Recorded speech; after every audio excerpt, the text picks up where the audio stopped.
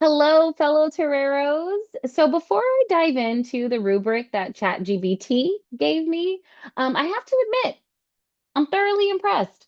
In Module 3, I did talk a little bit about how AI tools intimidate me, and that has not changed. But I'm more impressed on the impressed side than I am on the fully intimidated side. So let's dive right in. So, quickly walking through my accessibility and universal design rubric that you're looking at on the screen right now. It looks like ChatGPT understood the prompt. The prompt I included was exactly, I literally just copy and pasted what was in the directions. Um, and it designed a rubric that evaluated learning objects like videos, slide decks, e-learning courses. And in a few moments here, I'll share how it aligns with our core accessibility and UDL principles, what worked well, and how it can be improved. So, first, the rubric aligns closely with accessibility standards. So, let me go back up here, like the WCAG guidelines and the Universal Design for Learning framework. It includes criteria like here. You can see captions and transcripts, alternative text, screen reader capability is in there as well. And what I really appreciated was the UDL checkpoints. We've got multiple means of representation and engagement and expression. And these features ensure that it supports learners with diverse needs.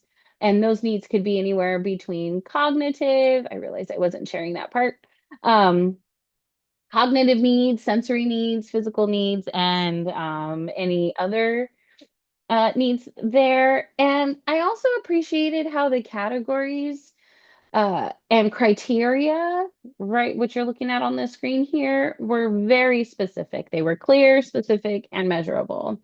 And one of the examples that I called out that I really appreciated that it ChatGPT took into effect right away was how the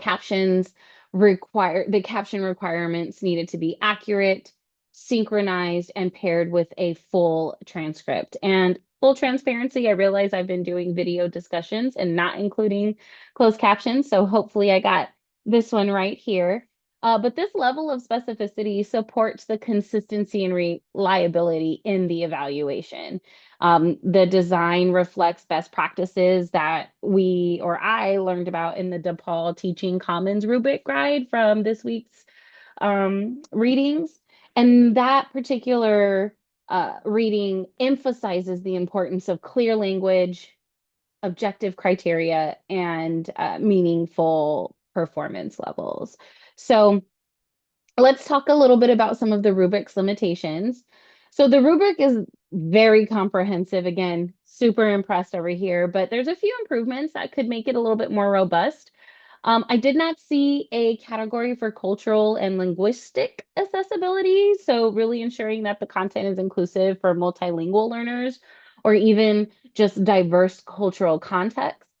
And while it is adaptable across formats, some criteria like the keyboard navigation, that one I called out, it may not apply to static formats like, let's say, printable handouts. So I also notated that the rubric could benefit for guidance for the evaluators, such as myself, like examples of borderline cases or weighted scoring that prioritizes critical elements like color contrast or screen reader support.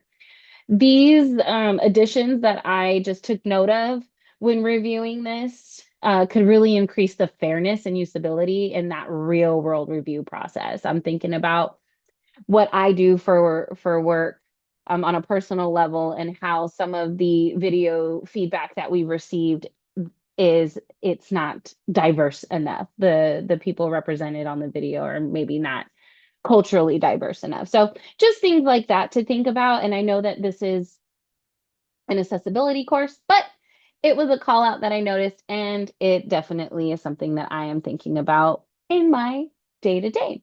So to wrap this all up, the rubric is a solid tool that integrates the accessibility and the UDL principles and can really be applied to most of the digital learning formats that we create.